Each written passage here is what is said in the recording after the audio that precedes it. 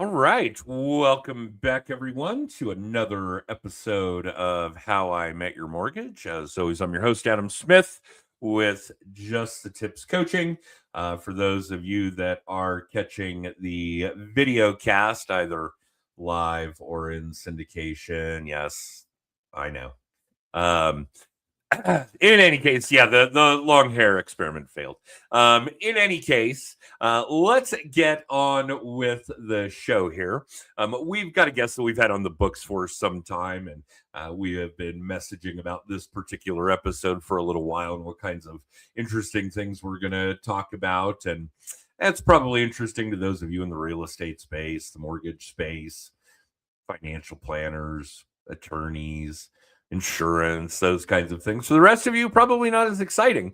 And we were actually able to jump on with each other a little before we went live and have some interesting discussions about what's going on in this insane world that we all live in. So, without further ado, welcome to the show, Scott Franks. Hey, Scott, how are you, man?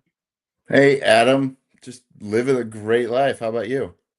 Yeah, even for a Monday, not too bad. No significant complaints there. So Scott, just you haven't been on the show before. This is us popping your cherry, which is fantastic. But just so you know, typically what we would do, and I guess I'll give our audience all of this as well. We've got a vetting process, folks. We have probably monitored what Scott has been doing in the real estate space. He's a real estate agent in the northern part of the Denver metro area. For those of you that don't know Scott, and we have a vetting process where we probably watched what Scott was doing literally for years before extending an invite. We're usually booked out on the show about a year in advance. So we could be looking at anywhere from 2 to 3 years of us kind of shaping how this episode with Scott is going to go. And Scott, for our audience, give us a little bit of background. Where did you come from? How long have you been doing this? What in the world made you think real estate would be a good idea as a career? Those kinds of things. Well, thanks for having me, Adam. Yeah, we've had this book since like September of last year. Wow. Yeah, a long time. Okay. So I went to college in my 20s. Just college wasn't for me. A lot of things. Elected to go back. I was really interested in biology, so that's where I got my degree. What I wanted to do was study gray wolves. However, at the time I had a family. To start that job for my master's would have been I had to go hunt gray wolves in like Yellowstone, track elk carcasses, that sort of thing. Obviously, you can't do that with a family. Hardly. So I wanted to do research. Where I graduated from out of the University of Nebraska at Omaha, there was none of that out there. It was either healthcare or, move. So that's what made me move to Denver in 2010. Okay. Not a lot of demand for biologists in Nebraska, huh? Not really, unless you want to Okay. teach or be healthcare, that's kind of where you're at. All right. I could see that that's the case. And obviously, when it comes to even beyond biology, zoology, Colorado's a much more prevalent arena there. I know a ton of that work goes on up at my alma mater in Fort Collins, Colorado State. Go Rams. They have an amazing vet school and obviously do a lot of things when it comes to animal biology and veterinary sciences and those kinds of things. And don't let my shirt fool you. I am absolutely not going to root for the Huskers in any way, shape, or form. Um, right? I think the I big think you might. N, that big N logo was for knowledge, right? That stood for knowledge. Oh, that's a Kansas joke, but I'd have to Oh, say it's a that's Kansas. a No, good it's a, one. it's a It is Colorado a good joke too. one. The kids in Boulder still tell that one, I'm sure. There was a day where that was actually a big rivalry, Boulder and Nebraska, Colorado and Nebraska. But we won't linger too long on yesteryear. Tell us about your practice now. The practice now, I have a team with my wife. I knew Um, that. yep, and we're with Liv Sotheby's International Realty. Okay. We cover a big area because we've covered a big area. We started our careers in Denver. My wife's been in real estate since about 2005, where she was Okay. managing offices.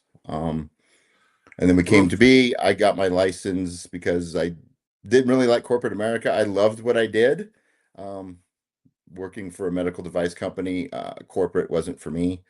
Um, I got hired as a consultant. They wanted to send me either to the East Coast or West Coast.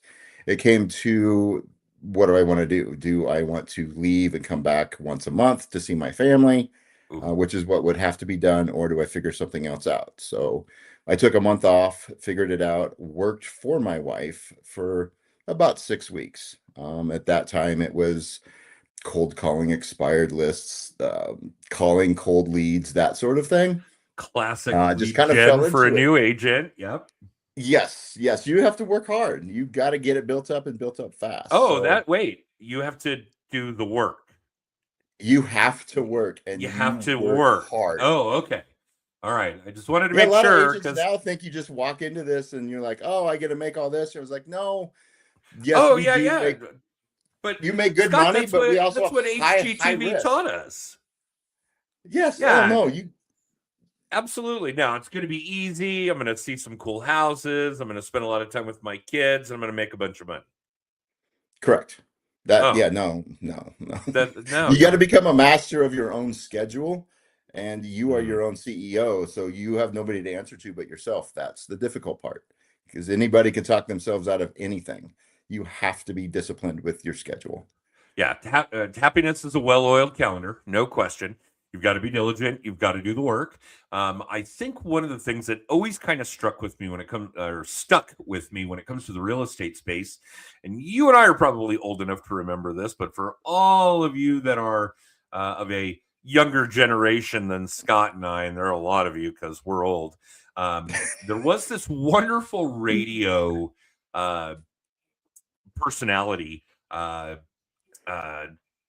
now his name is escaping me. But one of the segments he did was God Loves a Realtor, Paul Harvey. Paul Harvey. I Yep. needed to get the name of the bit out before I could remember his name. Paul Harvey. And if you guys are in the real estate space or in the mortgage space and you have not gone and listened to God Loves a Realtor, do that.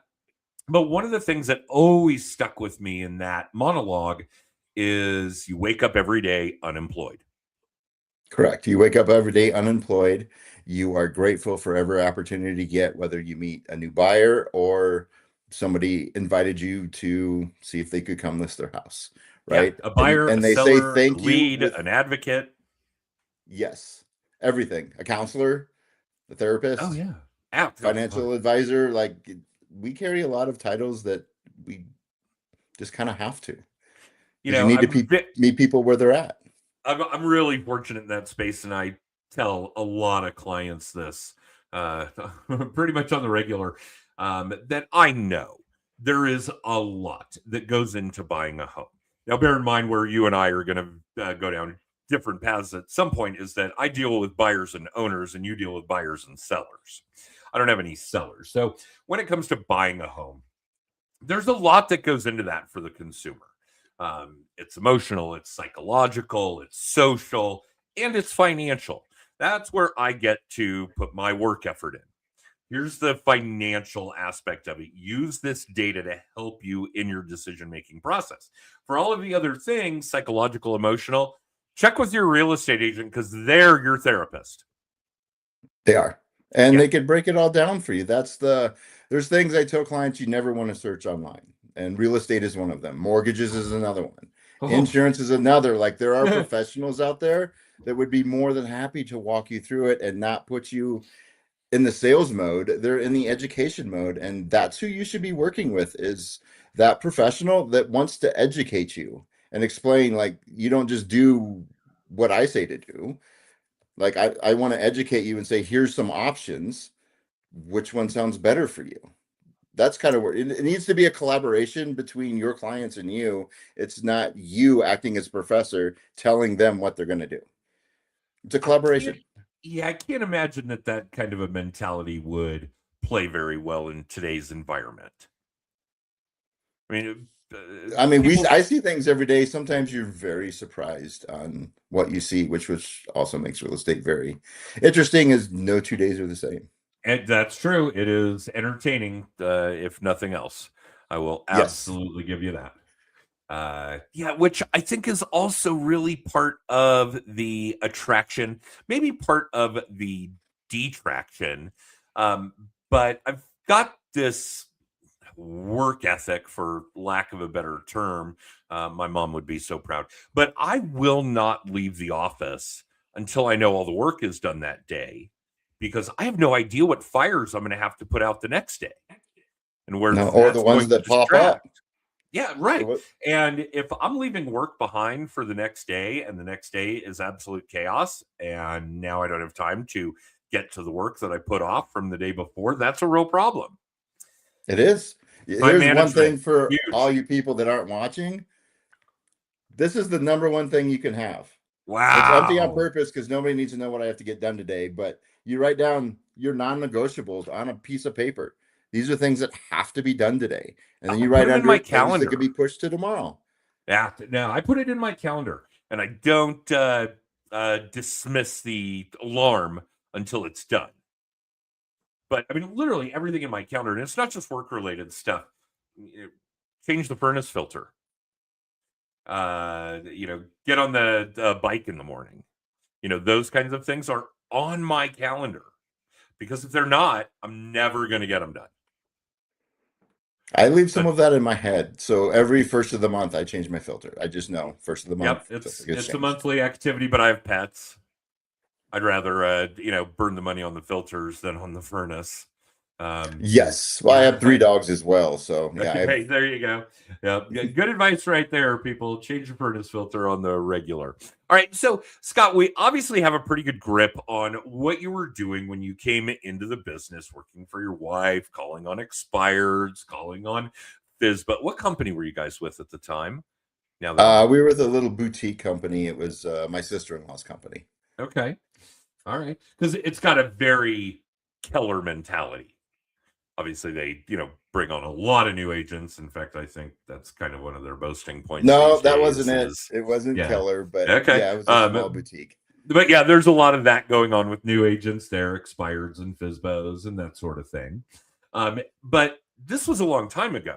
How has that evolved? What are you doing in the lead gen? And as long as it's probably more client retention than lead generation. But what do you guys do these days when it comes to where the business comes from?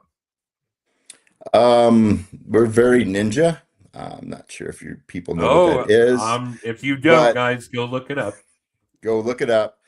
We use the ninja system. Okay.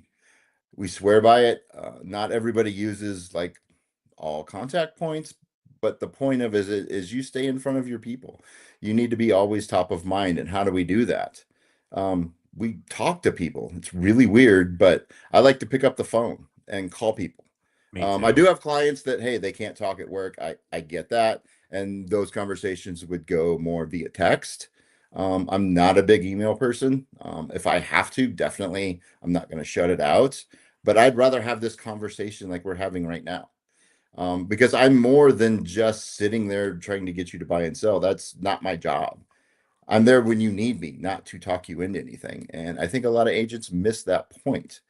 So the last 3 years, 100% of our business was referral. It was referral based, either former clients. Actually, let me phrase that. They're not former clients, they are clients. Past A lot of clients, agents do call them right? former clients, so we have the distinction here. They are clients. They're friends and family, agents from around the country. I'm in some networking groups that works as well. Because why not put somebody with an agent in another city that is going to serve your clients better if you're going to refer them out? It's not just throwing it out there to see who grabs it. Like your job is to match your client with that agent. All You and agents. I talked about that last week. We did. That's the big thing a lot of people miss is if that goes sideways and I refer somebody out and they don't get along, that's on me. Yeah. So I want to make sure that they talk the same language. Okay, so we're basically at a point, and don't get me wrong, the referral business with other real estate agents aside, where your clientele is for the most part repeat clients and client referrals. Correct. Okay. I want everybody listening to hear that again. Their business is primarily repeat clients and client referrals. That's where you guys want to get. That is the pinnacle before you can start thinking about and processing and making moves to where you're building a business that you can walk away from while it still pays you. If you can't get to the point where it's not strictly, but survivability, you would be fine with just repeat clients and client referrals. And I refer a deal to Scott. Great. I'm sure he's grateful to have it, but he doesn't want to rely on me doing my lead gen work having an impact on his business. He knows he has to stay in front of people. Top of mind, staying in front, Ninja, Buffini, whatever program you guys want to adopt and follow. I do think that it needs to be a little more modern. And you and I had some of the social media chat before we went live. Social media, video, AI is obviously going to be a wonderful tool to help you systemize and automate your lead gen activities, your client retention activities, so that you can do more of that in less time, or do the same amount of work in, really it is do more in less time, but the goal should be to have the same amount of business in less time, or more business in the same amount of time. More effort should lead to better results, essentially. But that should be your goal. Every one of you. Yes, you can obviously have referral partner relationships. You should, but it should be supplementary. Please don't ever put yourself in a position where if you are reliant on somebody else doing their lead gen work, having an impact on your business. Because if that person decides to go, I've got a coaching client in the mortgage space, was getting 70% of his business from one small real estate team. The lead of the team retired, the rest of them disbanded, and he was in a bad way with a 70% impact on his business. If he had been doing it in a manner where it was focusing on repeat clients, client referrals, that would not be the issue. So yeah, please focus on that. Hey, Danny, sorry, Scott, we did get a viewer. Danny says he's here. Danny is a colleague of mine. He's in the mortgage space, I think in North Carolina, although I know he spends a lot of time in South Carolina, as do I. And he has had some wonderful, how do I put this, interruptions during our podcast over the last months or years, particularly with some AI stuff that has been really cool. But thanks for tuning in, Danny. And yeah, have comments for Scott and I, then we will absolutely respond where we can. But let's talk about some of that tech stuff, Scott, because you kind of had a adverse reaction to Facebook, social media in general. And for those of you that are old like Scott and I are, I get it. And if you are able to do your lead gen in a contact management perspective, and if you are able to do your lead gen or client retention in a writing perspective, I get that. Blogs, newsletters, those kinds of things. But Scott, you're definitely too young to be ignoring what's going on with AI, my man. Oh, I'm there. I use AI. To me, AI is a kind of like how we use the internet when it first came out. Yeah, okay. It's kind of the same. I saw we were somebody teaching say the that. algorithms. It's the same thing. It's how you word your query. Yeah, somebody said that to me recently, that it's the second coming of the internet. Yes. And I thought that was really profound. Yeah, I mean, it's a good way to look at it. Well, when 80% of the traffic's computers talking to computers anyway, now we just have a way to interact with literally the knowledge of mankind. The entire history. Absolutely. Yeah, I mean, I've ran queries and you were like, wow, like I could never research that fast what it just did in like 30 seconds. Yeah, I'm not gonna lie. When I was a kid, I had Encyclopedia Britannica. I did too. I remember my first two papers in 5th grade I wrote. One was on the cobra and one was on the grizzly bear. Why? Because those are the first ones I actually researched. That's so funny. I was weird that is in 5th grade, which was, many years ago. I can remember those two papers. Maybe because I was proud of them. Well, and you've kind of always been a fan of animals, apparently. Apparently, I've always been a fan of animals. Yeah. That's kind of a cool thing right there. Cobras, bears, and wolves. Wolves. Got Yeah. it. Okay. So for those of you that know Scott, now you know what to get him for his birthday. I'm sure any of those three would be fine. So, Scott, give us a little bit of insight as to what you're using it for. AI events. With AI events, gives me What are you ideas on using it for? marketing. I'm Okay. using it ideas for marketing. Mostly ideas for marketing. Some of it's for fun. I kind of read some papers, some white papers, but it's just that. How can I streamline my process a little bit better so I'm not constantly just working on my processes, because we don't get paid to do that. We get paid to work with people. So getting my processes done, that's the best. My CRM, I have a CRM which I am getting ready to change. Ooh, However, that CRM is my lifeblood. That of is course. everything. It pops up and tells me people I haven't talked to in a while, so they don't slip through the cracks.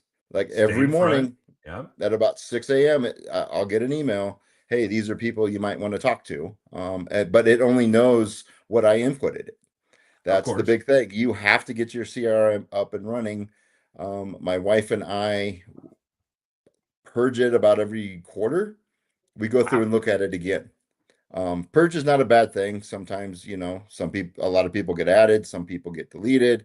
It's perfectly fine. But I stay in front of the people I want to stay in front of. That's the great thing for your listeners is when you're 100% referral, that is your lifeblood. Nothing else is. Your CRM is your lifeblood. Oh, yeah. Use it. Your most That's what it's valuable asset for. by far. It's a tool. Use your tools. So, I mean, because everybody gets in this for a reason, that everybody wants to make money, but there's a lot more to this than just money. You literally get to impact people's lives in a positive way.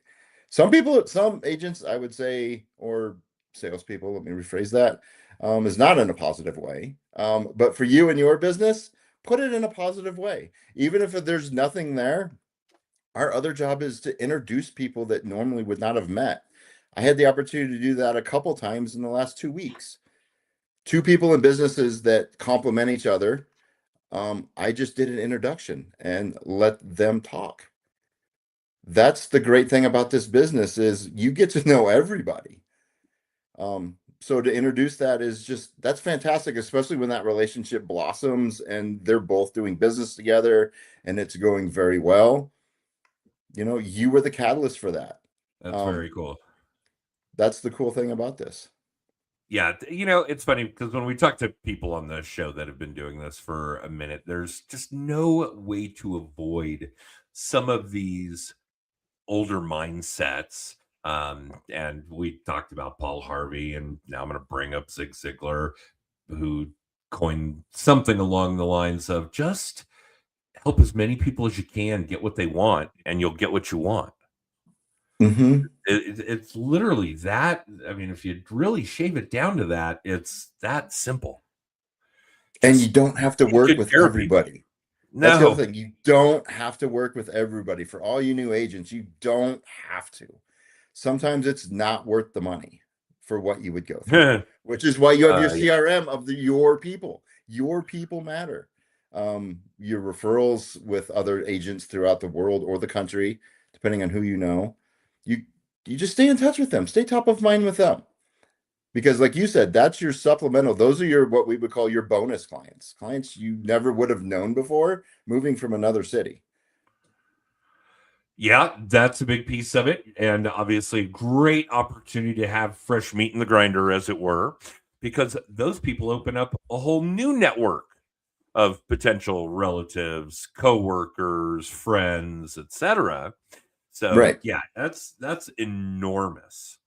Yeah, I don't know that I could emphasize how important that kind of activity is for your lead gen, for your client retention, and yeah, certainly for the health of your CRM. Obviously, one of the big goals here, guys, is to have more people consuming more of your content. And I don't mean that in a social media kind of way. I know our brains kind of automatically default to social media when we talk about content, but if you're somebody who sends out postcards, what's on that postcard is your content. If you're doing networking events, whatever's coming out of your mouth is your content. So getting It more is. people to consume more of your content, more audience, more contacts, more CRM work, basically, is a really important piece of the puzzle. And I know we've talked about a lot of these things. I guess the root of it is you got to do the work. You got to do the work. I had a business coach who put it a really good way when we transitioned from getting leads from various sources, because that's what we pay for as agents. Everybody's trying to sell us those. Yeah. To 100% referral was, he'd asked me if I'm busy, and I said yes, and he goes, "Tell me how you're busy," and I kind of told him, and he goes, "So you're just kind of spinning your wheels on these leads that are coming in." He goes, "So you're literally just busy waiting for your phone to ring." And I was like, that was a light bulb moment. Am That I is a light busy bulb or just moment. busy waiting for my phone to ring? That's Yeah. not busy.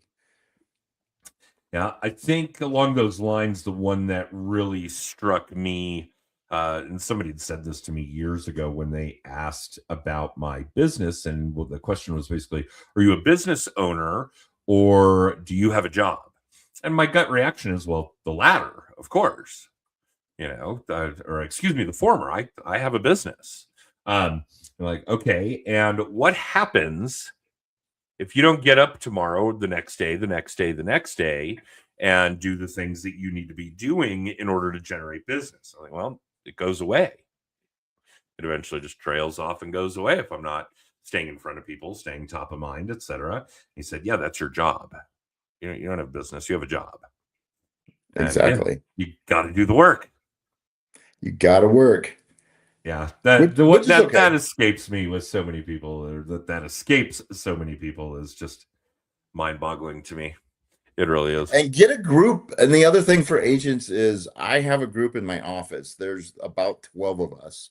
We meet every 2 weeks. So within that group, I call it Ninja IRL, um, is over 200 years of experience just sitting in that room.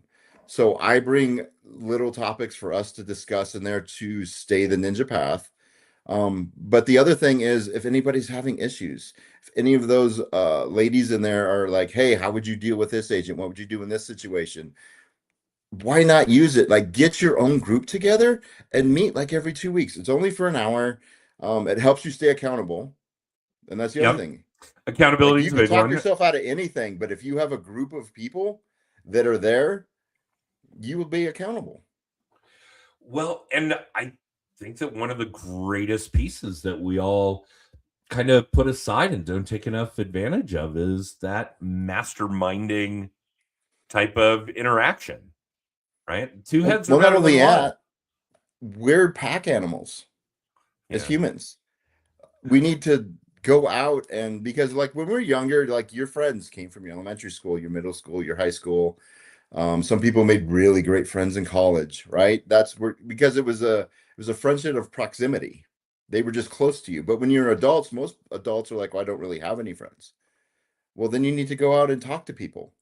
They're not going to be like your best friend when you were in fifth grade, but it's somebody it's going to cheer you on, and get the people that are celebrating your wins.